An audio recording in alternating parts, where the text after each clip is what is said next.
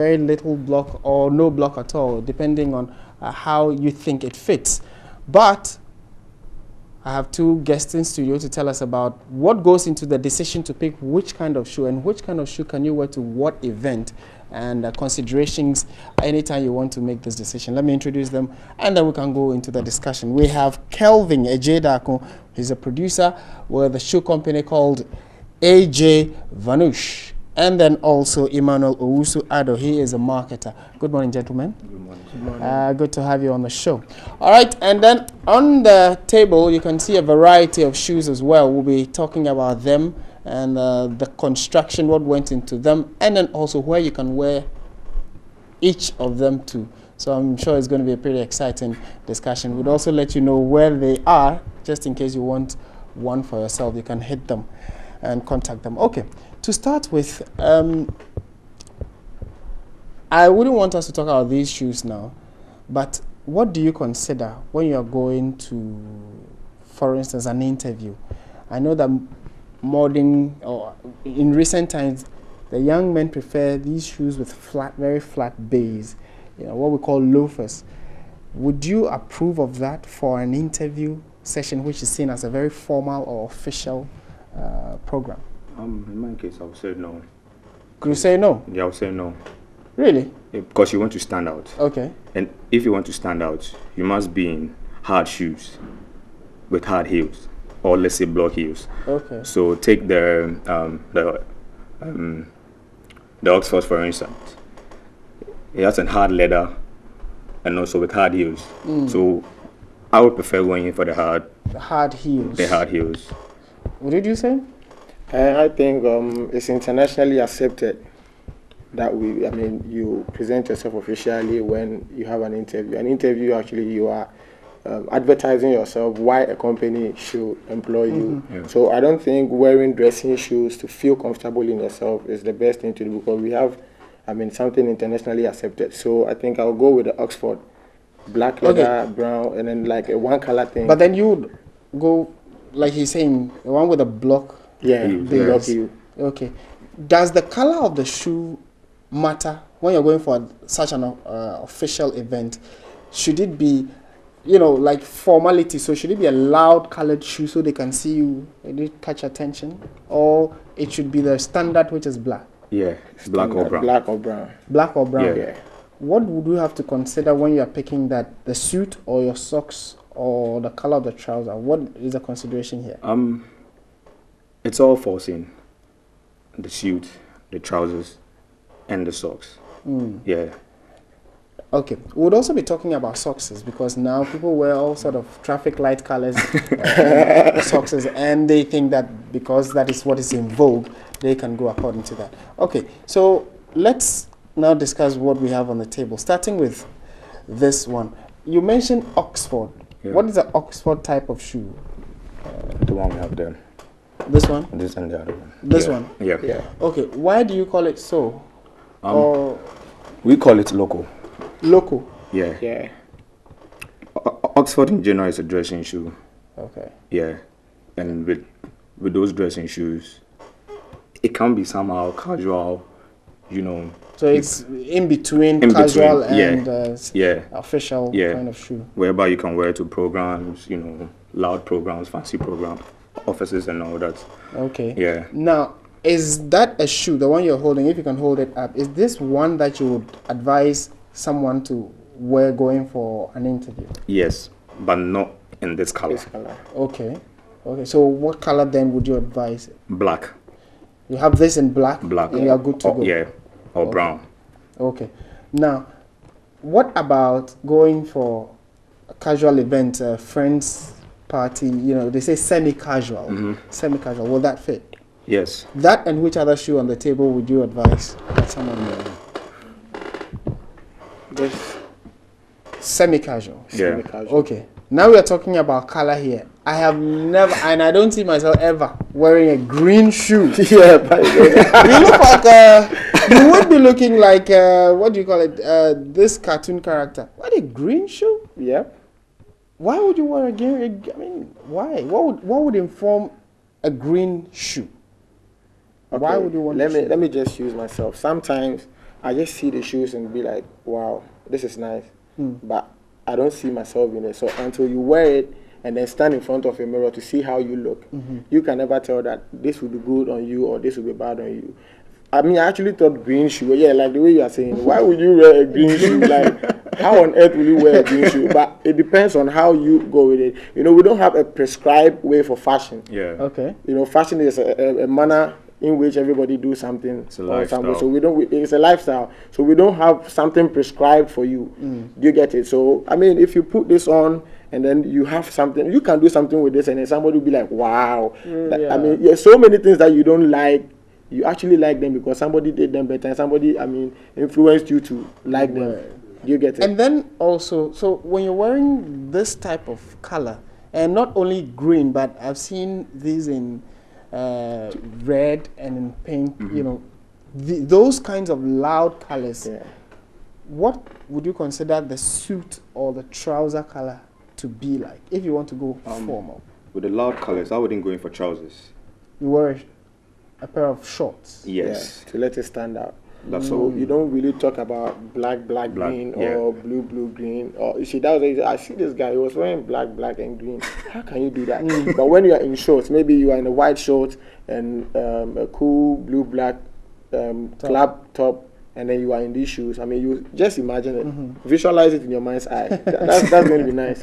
Okay. Yeah. Now, we also would be considering issues of whether you can wear this with socks. And because it's already a loud color, the multicolored socks that is in vogue these days, which I have promised myself not to wear, would you consider those kinds of socks with an already loud colored shoe? No. No. Would you? No. Why? Not to even think of. Yeah, I mean, preference. I wouldn't want to do that. Because in the fashion world, even though we don't have a way we do things, we have trends. Every time and what you do, and then every shoe and what you do with it. So if you wear this shoe with socks, it wouldn't really fit. I would say it some way, but somebody to wear it and then feel comfortable, and that person to have people that will actually be nice, like find it very nice. But I wouldn't go in for that. Okay. But mind you, all these shoes were made in Ghana or are made in Ghana, and they have he's a producer. several other varieties. I'm told he is the producer. So we'll be letting you know a lot more about which other varieties they have though. Now, let's talk about this. Is it wine, dark wine, or brown, reddish brown color? Like a cranberry color. Cranberry color. Okay. Or so what some will call brick red. Yeah. Official, casual. Where would this fit? In which category would you place this? Official. Official. Yeah. And why so? Because you can also wear this with shorts and be good to go, right? Well, but it all depends on the heels. The heel. Yeah. If you want a casual shoe are normally like short heels. They are not really that block. Yeah. What are the considerations then in the length of the heel of a shoe? Men's shoe. Men's shoes. Is there a standard level? It is. I mean, there is. 1.5, 2, or 1. 1.5 to 1. That's the heel. Yeah. You cannot go beyond that. No. It can, but it's not advisable For men. For men to, I mean, like a man wearing something with a heel like this. You can just imagine what will happen. But we have those who go in for combats. And you know the bats, the heels are what we call combats. Yeah, the boots. The boots, those mega boots. They have quite sizable length of heels. How about that? And they wear with, although it falls under the category of casual. Yeah, but it depends. It mostly depends on where you are wearing it to. And with boots, I don't think Timberland boots are, let's say, 3 inches or 4. Okay. Yeah, they are normally 2. Oh. Okay. Yeah. Okay. So that probably will be the highest for men. Yeah. Okay. The one other thing, and I'm using myself because I dress myself, and I know other people who look good when they wear certain kinds of shoes. I do not usually wear shoes with designs like this. And I realized that this was some years back. Yeah. This was the main ropes. design in town. Yes. Yeah. And now we have it coming back gradually into the system, and it's looking really good. Yeah. What do you think informs the fashion trends of shoes? How come at a point in time, most of the shoes we had were pointed at the front and lifted, and it wasn't, people rocked it really good. Yeah. But it's sort of faded out, and now people are going for more close front boots. What informs the fashion trends of shoes? I will talk about creativity.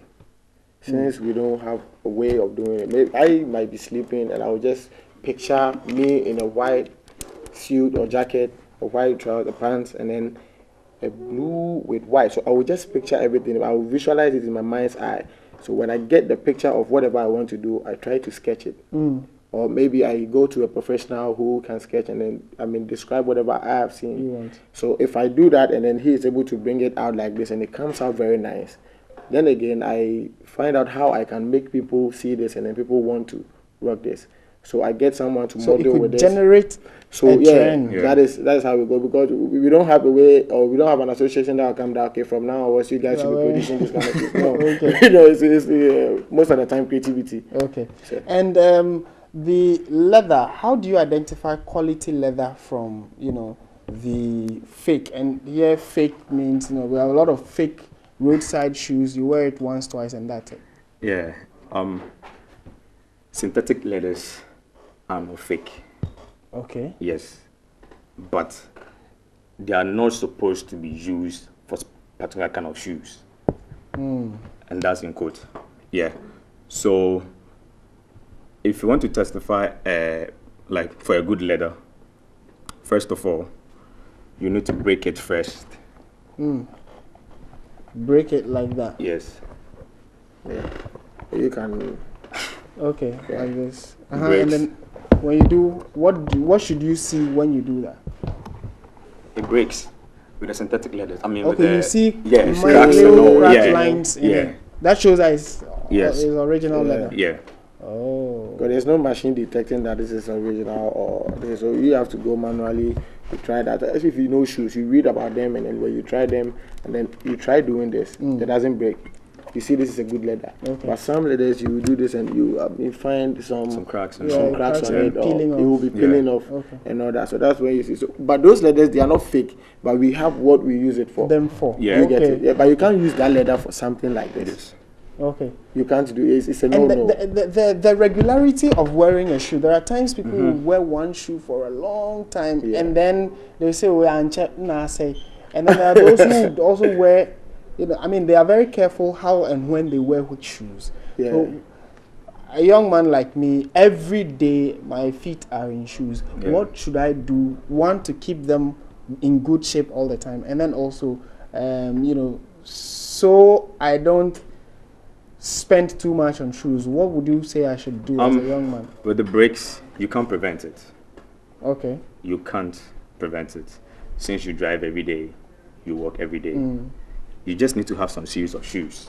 Let's say 5 or 10, and you don't repeat it back to back. Yes. Okay. So at least one in 2 days. 2 days or 3 days. That's all. Yeah, I would like to say, you see Benz as a brand, like a car brand. They will produce and let you know Benz is it's a good car, super very durable, but they will still tell you have to service it after every 2 months or 3 months. Okay. So our company like this, we have that in our customer service program. We sell the shoes for you, and then we call you from time to time. We tell you how you are supposed to manage the whole thing and then preserve it and all that. Okay. So, all right. In wrapping up, we've been speaking with Kelvin Ejeda, who is a producer with AJ Vanush, and then also Emmanuel. I hope that is correct, Vanush. Yeah, Vanush. And then also Emmanuel Usuado, he's a marketer. And we've been talking about men's dress shoes or men's shoes in general. And we have a variety in front of us. We just have been speaking about what you should consider before you pick a shoe or slot your feet into a shoe. And the few that we have in front of us, they've been helping us understand the heel sizes, the length, the kind of leather, the kind of material that you should be looking out for. And then also I see snake skin, is it? Yeah. Is that real snake skin or real snake skin? And so, and finally, like a shoe like that, what can you wear it with? That one, as a young man. No, this for ladies. This for ladies. This for ladies, do you have? I have seen men wear this.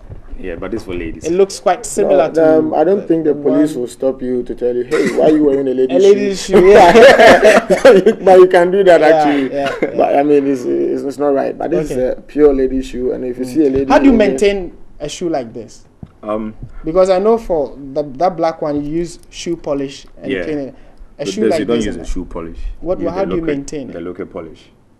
Yeah, The what? the liquid polish. Liquid polish. Yes, Okay. The neutral. a neutral one. Okay. And then like this, how do you Suede. maintain it? Suede. The suede spray. This one will fall under suede Yeah. You cut. can even keep Yeah. it in the fridge. In a fridge. Yeah. The shoe in a fridge. Yeah, it will maintain the color. It will never change. You will still have it as you have it. Yes, anytime you wear it. Are you just serious? try- Yeah, Put a shoe in a it's a fridge. traditional way, but I mean, Okay. it works. It's I a have good, tried it, yeah, and it as an works. advice. Yeah, it's an advice I would like to give. I mean, you clean it, you cover it in a wrapper or something, and then you keep it in the fridge. Part for- of the fridge. Yeah, some 30 minutes or an hour. Maximum And 20 then- minutes. oh, yeah, And yeah. then you can take it out. Oh, nice. That's a new one I've learned this morning. All right, Yeah. so thank you very much, gentlemen. Where can we find you? Those who probably will be interested in some of your shoes. Madenta Sakura. Yeah, and you can also follow us on Instagram. Okay. For now, we don't do mass production. We do the At bespoke kind of specific. production. Yeah. So I mean, Okay. it's more on calls, and then you hit us on Instagram. Maybe you DM us, and then we'll get You back can at hit you. back at the Yeah. person. Okay, and what's the handle? AJ Vanush. AJ Vanush. Okay. All right, so you can hit them on Instagram, as they said, and then speak to them. I'm sure there are lots of varieties they would want to show to you. Thank you very much once again for helping us. On this day, we've been talking about men's shoes. So in the next few days, if you see me rocking some wild men's shoes, you know where I probably